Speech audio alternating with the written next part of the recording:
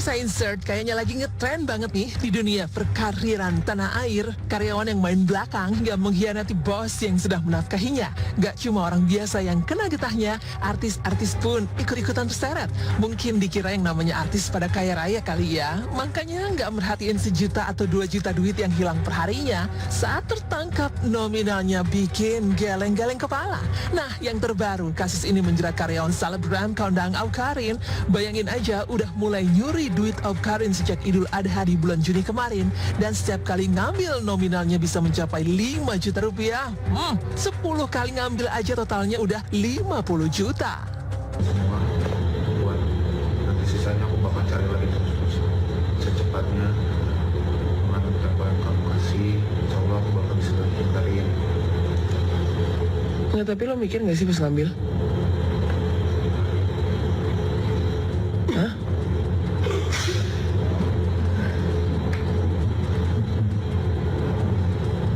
Nggak mikir.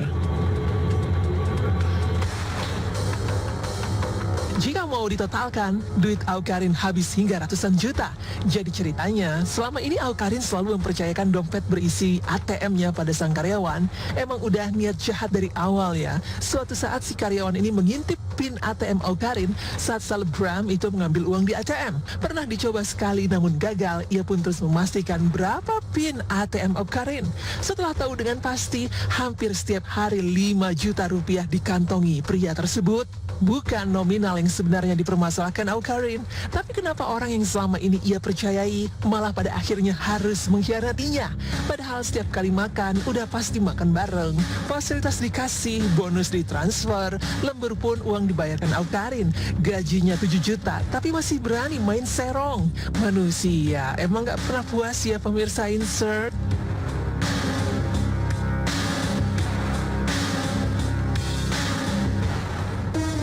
Nah, persoalan yang sama ini juga sedang dialami oleh Fujian.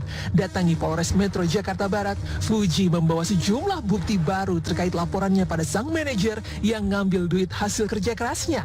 Bayangin aja, yang kerja siapa, terus yang nikmati siapa. Sakitnya tuh sampai ke tulang-tulang. Manajer yang satu ini nyolongnya nggak nanggung-nanggung. Berdasarkan laporan, kerugian Fuji ditaksir menyentuh angka 1 miliar bahkan lebih. Nggak tahu lagi deh, orang seperti apa yang bisa dipercaya di zaman sekarang. Udah dikasih hati, malah minta jantung. Giliran nggak dibaikin, curhatnya ke media sosial, bukan komplain langsung ke bos. Orang-orang kayak gini nih yang kudu banget diwaspadai pemirsa Insert. Bukan sekedar ke manajer aja sih, ke semua orang jadi sangat trust issue, jadi susah percaya karena menurut aku sudah mempekerjakan dia dengan baik, memperlakukan dia dengan baik, tapi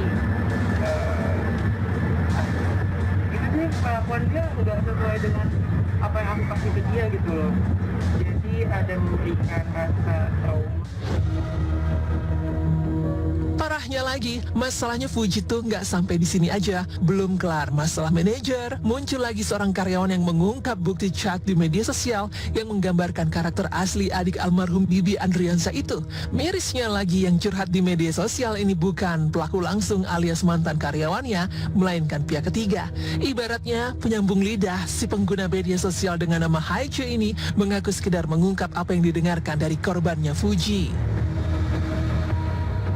Kita memberi peringatan bila mana masih dalam jangka waktu hampir mungkin 3-4 hari ini masih ada berita-berita ataupun postingan-postingan yang mungkin merugikan klien kami. Saya tadi udah menyampaikan, sudah bicara juga sama diri sendiri. Bila mana nanti dia merasa dirugikan, ya kita kan menempuh jalur hukum. Kalau pribadi saya nggak kenal ya, cuma saya kenalnya dari MI dan si mantan pegawainya si curhat itu tadi sih. Dan saya berani ngomong seperti ini, saya punya bukti-buktinya juga. Kalau ketemu langsung.